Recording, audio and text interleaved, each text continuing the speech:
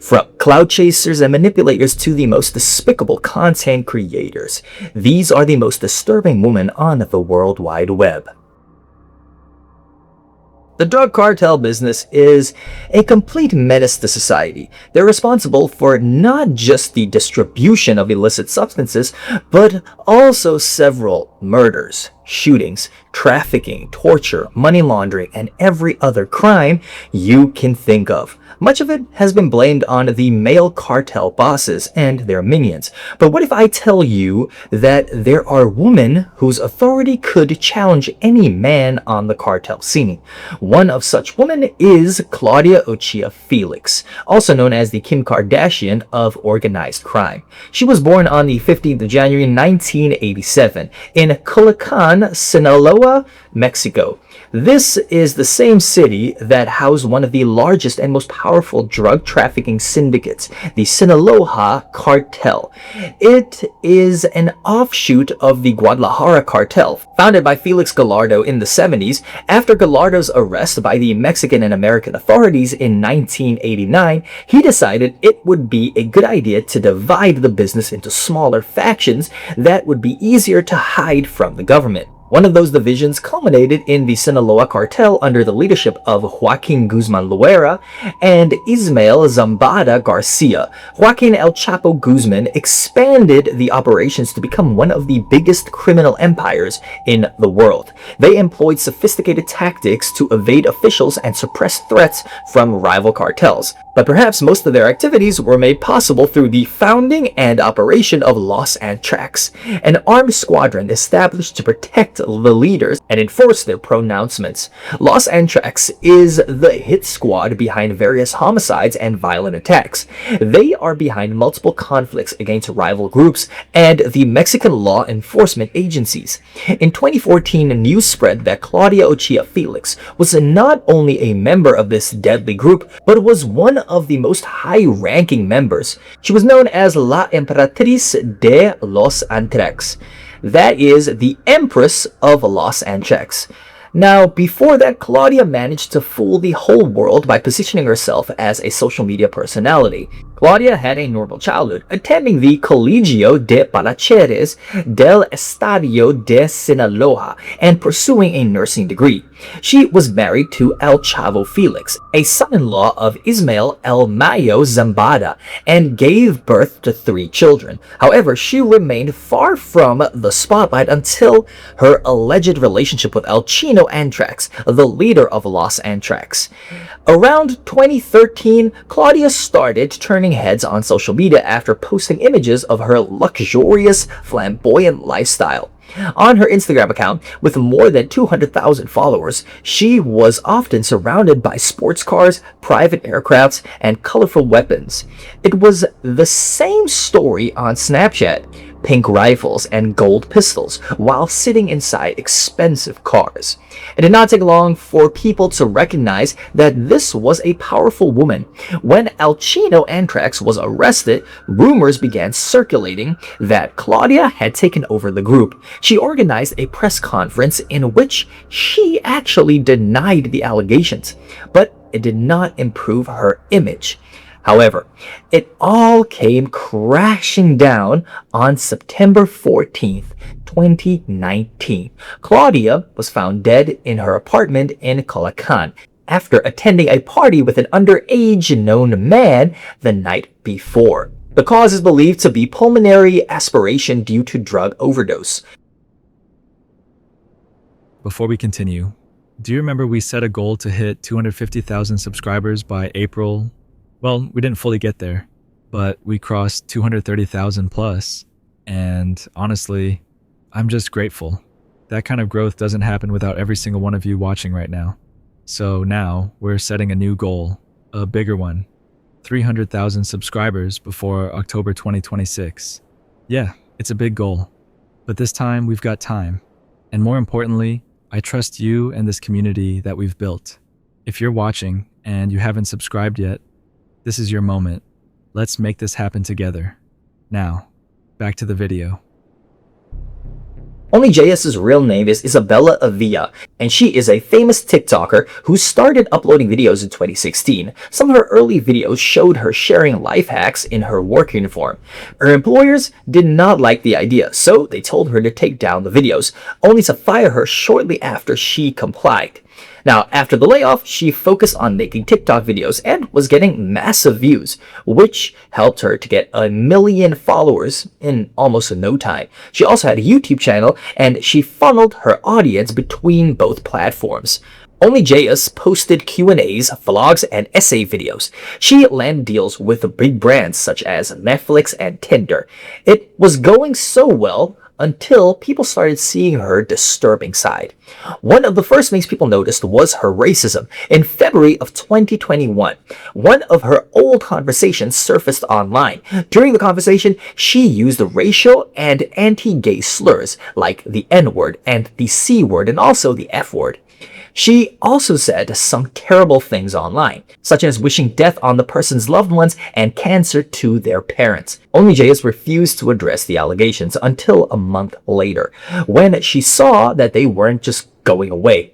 Only then did she call the word disgusting and apologize. She followed up with another video, promising to collaborate with Black content creators to raise awareness of the proper use of words. Not only did this not happen, but her apology video came across as weak and calculated.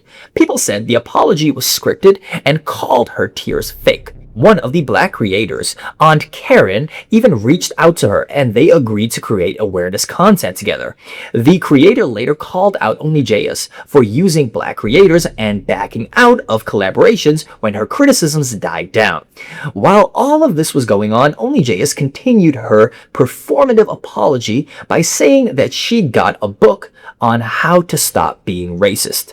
More people criticized her behavior and she lost her deals with brands. People also created a petition calling for her to be banned from TikTok. The petition got close to 450,000 signatures, while her account continued operation. OnlyJayus got into more controversies in 2020. Viewers started paying more attention to her videos, and as it turned out, her very first YouTube video and many of the others that the fans actually loved had been lifted directly from Reddit. Her Netflix video was plagiarized from 3 different sources. Even her TikTok videos were gotten from what people had already posted on the internet. The thoughts that drew people to her were just people's texts that she converted into videos. And she didn't stop there. OnlyJayus also copied other people's TikTok videos without permission or credit. It was so bad that she resorted to creating fake screenshots to cover her tracks. OnlyJayus secured her position on this list of one of the most disturbing women online when she posted a vile joke about stealing from disabled people whose service dogs have gone in search of help. It's no wonder she remains one of the most despised people on the internet. Just when you think that you've seen it all, the internet throws in someone like Lovely Peaches, who's willing to sell a part of themselves for internet fame. This woman is so desperate for clout that she'd say almost anything. She'd do anything or even use anyone to get it. Her real name is Brittany Johnson. She is an American internet personality known for her controversial and often pretty shocking social media content. She rose to notoriety in the late 2010s on platforms like Instagram, TikTok, and YouTube. Her content is marked by illicit language and also extreme claims, intended to draw attention through shock value. Peaches has generated multiple debates about online safety, harassment, and mental health. That's because this woman would say the most disgusting things that you could possibly think of. Those things that would make you go, there ain't no way that someone would say something like that on social media. Lovely Peaches just wouldn't hold back. For a start, listen to the gross misinformation that she chose to say on this occasion. Because we can't help our warts, we can't help our smells, we can't help it. And if you think it smells bad to you, imagine what we gotta go through. We gotta smell it 24/7. non-stop. But men have the nerve to talk about women and how our privates smell really bad. Now, as bad as that is, it is not even close to the next video that I am about to show you. One of the moments that really pushed Lovely Peaches further into controversy was when she made shocking claims during live streams about having multiple sexually transmitted diseases. She spoke in a way that many viewers found deeply disturbing, even going as far as to casually list and rank them as if they were preferences. And it gets even worse. With Peaches bragging about knowingly transmitting these diseases to men, while she is likely saying these to provoke a reaction from the viewers, the nature of what she's saying just goes on to show you how weird a person she is. However, Peaches would take things even further and involve others in her online shenanigans. She recorded a video of herself yanking her dog's leash. Now, thankfully, she got a visit from police officers and the dog was taken away from her. Even when the officers spoke with her concerning her online behavior, she proudly announced that she was doing it all for the money. Now, if you think it couldn't go further than that, you'd be pretty wrong. When Peaches couldn't use her dog for more disturbing content, she pivoted to her own daughter, Cora. Forget about saying these things for a bit. How do things like these even form in a mother's head? What happens when she eventually comes across this content online? I get that you want to make people laugh, but it should never be at someone else's expense, especially your own daughter. Now trust me, Peaches made more videos where she said more disgusting things about her daughter, but it's best not to give her content any more engagement. Thankfully though, her dog and her daughter are no longer with her. They were taken away from her and are in the custody of her dad. Zoe Laverne is a controversial internet personality born on the 3rd of June 2001 in Greenwood, Indiana, United States. She started on Musical.ly at the age of just 15 before moving on to TikTok, where she has more than 21 million followers and over 2 billion likes. Zoe got into trouble in school after she started making waves online, which led to her being homeschooled. She started making money at an early age, and by 26, she was going on tours, singing on stage, and beating fans offline. Life was pretty good, but Zoe is a magnet for trouble. She got into a relationship with Cody Orlove, and the two operated a joint YouTube channel where they uploaded fake breakups to generate views. The content they made would eventually affect their relationship. Zoe and Cody would accuse each other of cheating, only to end up making up again.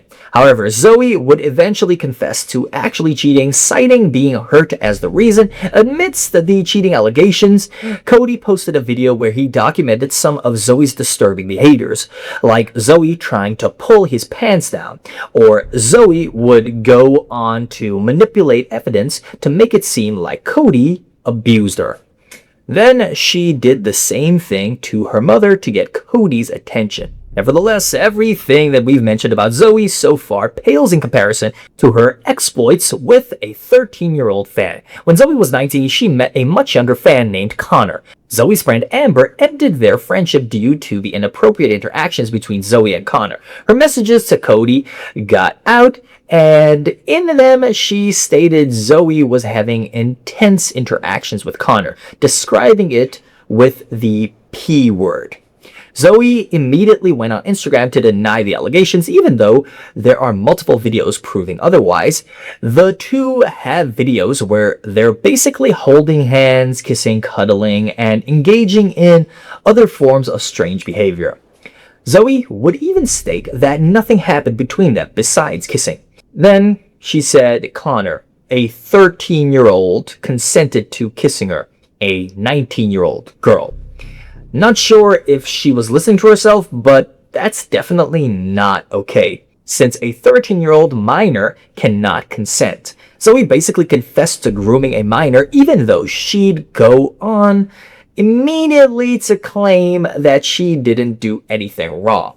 5 years after the incident, Connor made a video where she revealed that Zoe took advantage of him when he was only just 13 years old. It started as a harmless interaction, but soon escalated into an uncomfortable situation in which she confessed that she had some feelings for Connor and wanted to do adult things to him. Connor would go on to post evidence of the inappropriate relationship Zoe forced him into at the time, including messages where she threatened to harm herself if Connor reported her to the authorities. Strangely, the police do not think that the evidence is enough to prosecute Zoe, so she's going on with her life and posting videos online like nothing ever happened, while Connor deals with the consequences of his own. Anna Campbell began appearing in YouTube videos in 2007, when she was only just 14 years old. The channel, which used the tagline, "Anna Taught You," uploaded first-person vlogs where she talked about mental health, psychology, and the dark web. The YouTuber would also work at a mental health facility in Massachusetts after studying psychology in college. She was getting a decent number of views on her channel, but that would improve significantly in 2016 when she started appearing on Tana Mongeau's channel. Her following increased and she got more views with videos like "The Truth About Working in a Psych Ward" in 2017. She came out as a lesbian after meeting Natalia Taylor, who was also featured on Tana Mongeau's channel. The two were accused of cheating on their former boyfriends. They denied it and went on to start a joint channel, only to announce a breakup 2 months later. Anna would go on to date other women, including Steph Forsh, Taylor Pendergraft, and Kaylee Jade. Some of those relationships and partners featured on her YouTube and OnlyFans accounts. She seemed like your everyday vlogger, just doing her thing, but Anna had a disturbing history with substance use, abuse, and engaging in inappropriate actions with minors. In June 2021, her former partner Natalia Taylor and Kaylee accused her of abusing them when they were in a relationship with her. Natalia confessed that they used hard substances together. Natalia and Taylor said Anna introduced them to harder substances that disturbed them and worsened their mental health issues. Taylor also accused Anna of verbal and sexual improprieties, especially after a night when she had too much to drink. In June of 2021, Kaylee, another ex-partner, shared a clip and images of the verbal and physical attacks that she suffered from Anna. However, Anna's atrocities don't end with her partners. Multiple people shared how Anna had inappropriate interactions with them when they were still minors, and Natalia also agreed that this happened within the Twitter fan group that they operated together. On another occasion, images leaked showing Anna and Natalia in an uncomfortable position with a 16-year-old. On her part, Anna denied some of the allegations while downplaying the others. She even threatened some of her accusers with a lawsuit. Despite admitting that some of the things they said happened, she called it a gang-up to deflect some of the blame from herself. In 2021, Anna uploaded an apology video meant for Kaylee, but she deleted it a short while later before she could see it. She also tried to blame all of it on her mental health issues. Born on November 21, 1986 in California, Colleen Ballinger is a YouTuber best known for appearing in comedy videos with Miranda Sings. She has performed on tours worldwide and appeared in the 2016 Netflix series Haters Back Off. Colleen's channels, most of which target children, have generated over 5 billion views. In April of 2020, accusations started to surface about Colleen's disturbing and inappropriate conduct around members of her young audience. A 17-year-old fan, Adam McIntyre, said Colleen behaved absurdly with him when he was only 13 years old. Colleen had sent Adam an item of underwear, though she claimed that it was just part of a joke that she played with some of her fans, where she sent them different weird items. She also admitted that it wasn't It wasn't thoughtful. But Adam had other allegations against her. He said that Colleen and he had strange conversations which she shared personal information about herself and her divorce. Adam also said that Colleen used his idea on his channel without crediting or paying him. Another fan, Becky, recalled how Colleen called her on stage during a show and made her assume uncomfortable positions. Truly, Colleen has a history of involving young fans in her weird stage performances. There's also a video of her having a fan put their hand in her pants as part of a joke. There's also another one where she jokes about liking little girls, and another where she invited minors on stage to make very weird comparisons. While everything was going on, Colleen recorded and uploaded an apology video where she addressed some of the accusations while playing a musical instrument. Seriously. For someone whose content targets kids, you'd expect her to be more sensitive. The video just generated more backlash, and she had to do another apology video. In 2023, another former fan and YouTuber, Cody Dahl, posted screenshots that showed Colleen in a group chat with minors. In the chats, Colleen reportedly used inappropriate words that should never have been said to people that young. She asked about sex positions, and if someone was a virgin. Her social media posts have also been criticized for containing unnecessary R words. Colleen also has been accused of showing racial tendencies. She once apologized for her older video where she satirized Latina and overweight women. She's done the same against black women. And here's Colleen with an associate disturbing a homeless person for clout. She left YouTube for a while, but has since resumed posting on the platform as if nothing ever happened. As creators, we have a duty to be very careful about information that we put into the public, but unfortunately not everyone agrees with this idea. One of those is a true crime YouTuber known as ZavGirl. She operates a true crime channel with over 100,000 subscribers where she discussed different trending cases. ZavGirl would take things a little too far in 2023 after she uploaded sensitive photos of a victim to her Patreon. The victim was Gannon Stouch, an 11-year-old boy who was murdered by her stepmother, Letitia Stouch, in Colorado in the United States. Letitia reported the boy missing in January of 2020 to the El Paso County Sheriff's Office. It was described as a runaway, and the investigators dedicated resources to locating the boy with the help from the general public. The case gained national attention, involved multiple agencies, and numerous search teams. However, investigations revealed that his stepmother stabbed him 18 times before shooting him in the head. She put his body in a suitcase and lied to the authorities. The remains were found a month later and Letitia was arrested. The case understandably drew interest from the true crime community, including ZavGirl. Around the time of the trial, she decided to acquire more exclusive information about the case and then share it to her followers.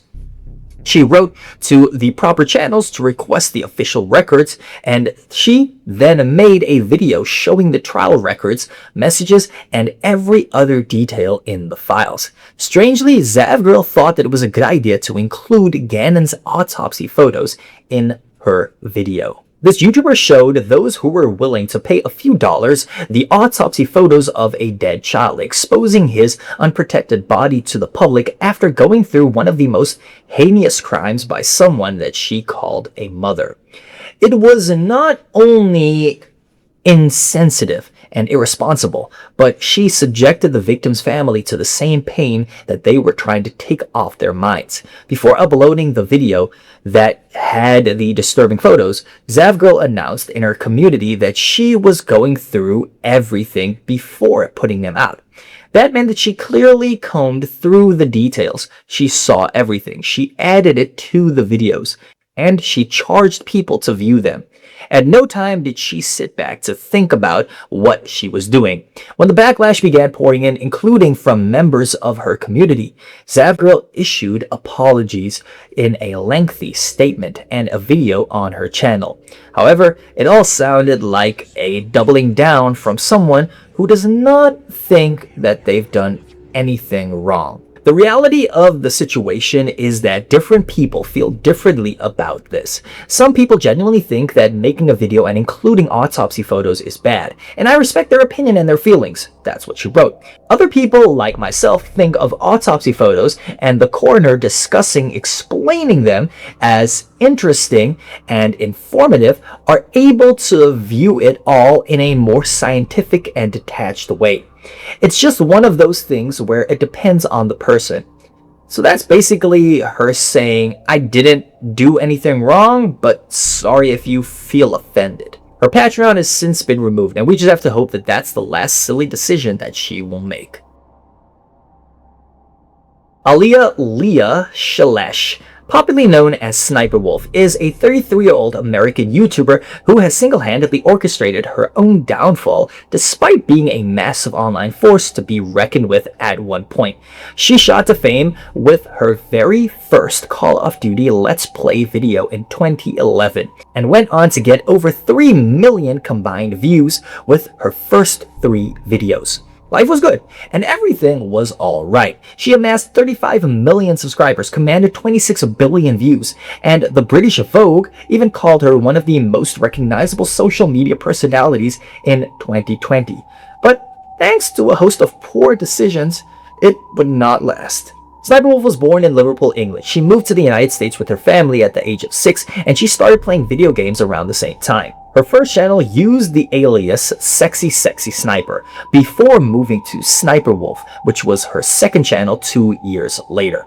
She played games and uploaded compilations. A couple of years later, she had earned a name for herself and was featuring in events like 2016 Day of Doom, Fantasies, and the 2017 Clickbait, which she hosted. The controversy started when SSniperWolf began making other kinds of content, but it wasn't immediate. She uploaded lifestyle content, showing herself cooking and performing other activities. Much like her gaming videos, these videos quickly took off, and some even reached over 1 million views. She had uploaded a video where she lied about quitting YouTube, and that brought in another 1 million views. She started to see the pattern. You didn't have to be confined to a place to make money on YouTube. So she started looking at other things that she could get into. Around this time, reaction videos were becoming a thing, and SSniperWolf bought into it. Get other people's videos and put out your thoughts on them. Again, it was an instant hit for SSniperWolf. Her reaction videos got huge numbers, with some reaching 50 million and 75 million views.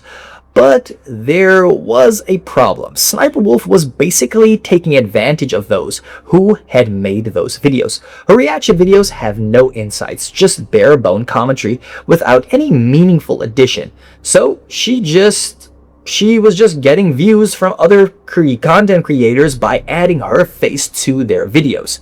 But she doesn't stop there. The more she grew on the platform, the less effort she wanted to put in to make more money. So SSniperWolf would copy the ideas of smaller content creators, lifting their scripts and their thumbnails to her own advantage. One of those who called her out was a YouTuber called Jax Films. He contacted YouTubers whose videos had been featured on SSniperWolf. They all deny giving SSniperWolf permission to use their content. She defended herself, tweeting that 9% of her videos are her ideas, before saying that everyone else is copying her. She didn't get the support that she wanted, so she decided to go after Jax Films. She visited his house, filmed the outside, and posted it online, doxing the YouTuber in the process. As a result, YouTube didn't monetize her channel for a long time, and she lost some subscribers. As it was all going on, people started digging, and someone posted on Reddit that SSniperWolf had 2 prior criminal histories, consisting of armed robbery in 2013 2013 and disorderly conduct in 2016. After further digging, a YouTuber alleged that her husband was the only one playing the video games, while SSSniperWolf was just the face of their joint YouTube business. After their divorce, the husband sued her for keeping all the money that she got from brand deals. She apologized to Jack, YouTube, and her fans, but it was too late. She'd never recover from the controversies. SSniperWolf continues to get views, but nothing compared to her heyday. Pokimane is undoubtedly one of the biggest streamers in the world, with an estimated net worth of over $6 million. Only a few people have been able to dominate the world of Twitch and YouTube as she has. However, she is also synonymous with multiple controversies, painting her as someone who would do anything, no matter how disliked, as long as it fattened her bank accounts. Pokimane's real name is Amane Anis. She is a California-based influencer and streamer with Moroccan and Canadian descent. Born on May 14th, 1996, she became famous for playing games and doing commentary live streams on Twitch.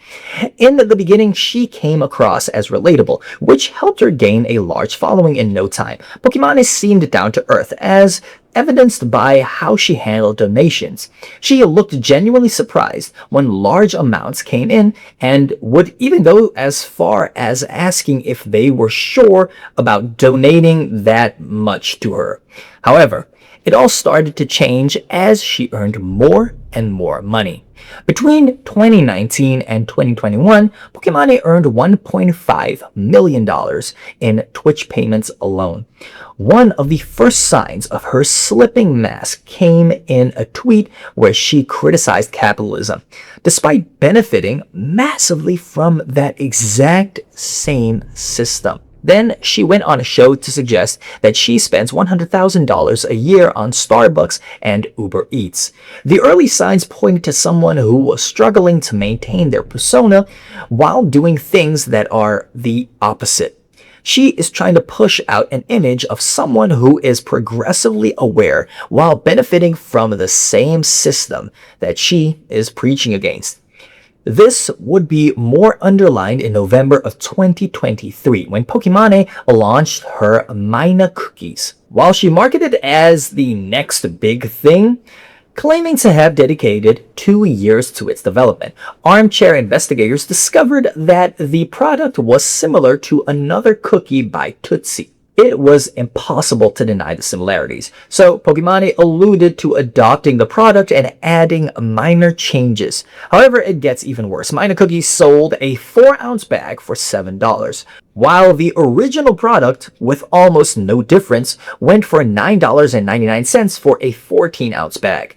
As if that was not ridiculous enough, Pokimane dismissed her fans' complaints by calling them broke and stupid, the same people who funded her status through donations and followership. In April of 2025, Pokimane uploaded videos showing as she splurged huge amounts on designer bags and clothing in luxury stores on the streets of Paris. She does this, then follows up with a stream dedicated to criticizing the rich. When a friend pointed out that she's also rich, Pokimane quickly switched that she was talking about the ultra-rich billionaires. This was only a few weeks after claiming that she has more wealth than most people estimate.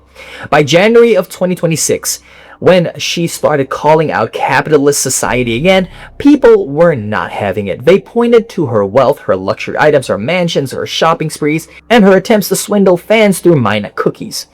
It was finally clear that Pokimane's messages do not match her lifestyle. She continued to deflect attention to the ultra-rich, but one thing is clear. I'd say that Pokimane needs to sit down and polish her message. Stop confusing her fans with the disconnect between your status and your lifestyle.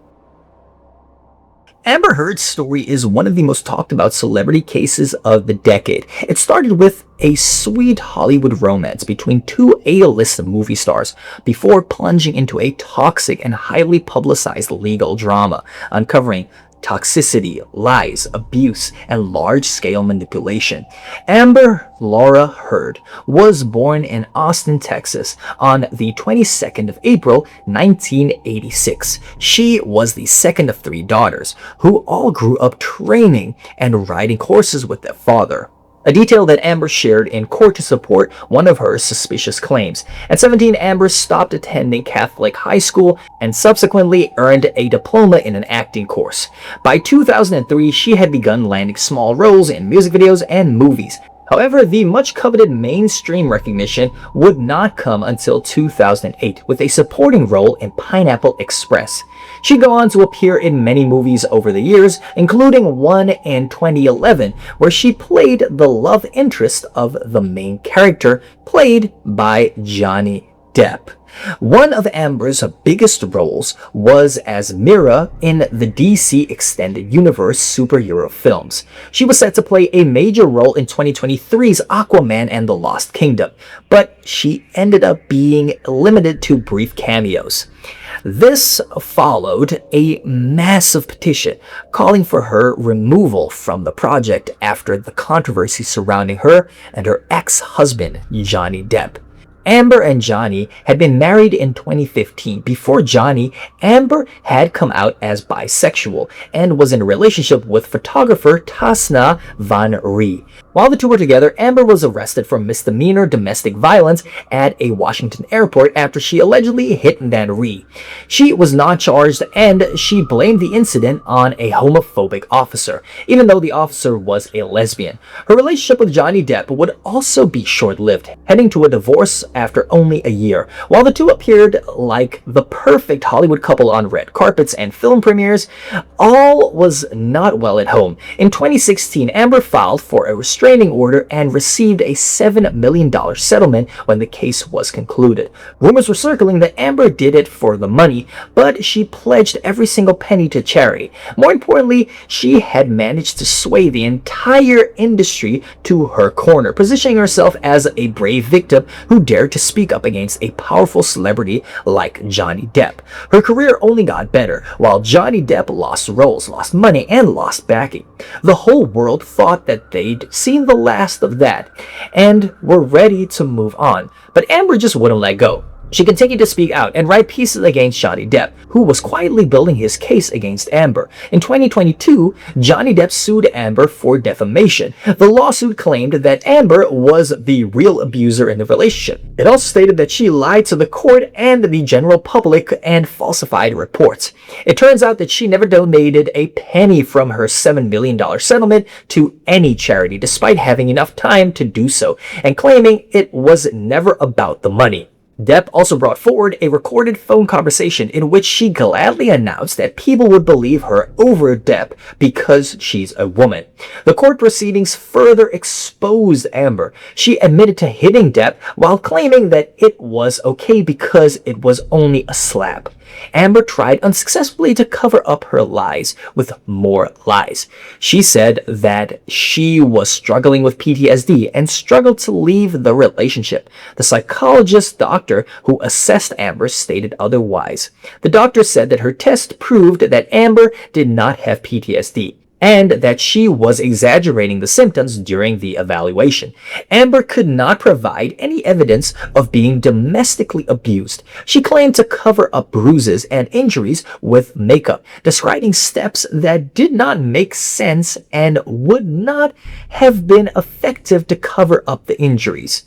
However, the inconsistencies in her account, along with the other evidence, would expose her. The clips played in court show that Amber was the one throwing things, while Johnny was actually the one who was trying to avoid her. Johnny provided evidence that showed Amber was the one carrying out the domestic abuse.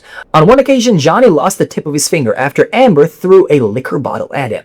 At the end of the lawsuit, Johnny Depp emerged victorious and was awarded $15 million in damages. Johnny Depp was vindicated and Amber Heard proved herself as one of the most disturbing women on the internet.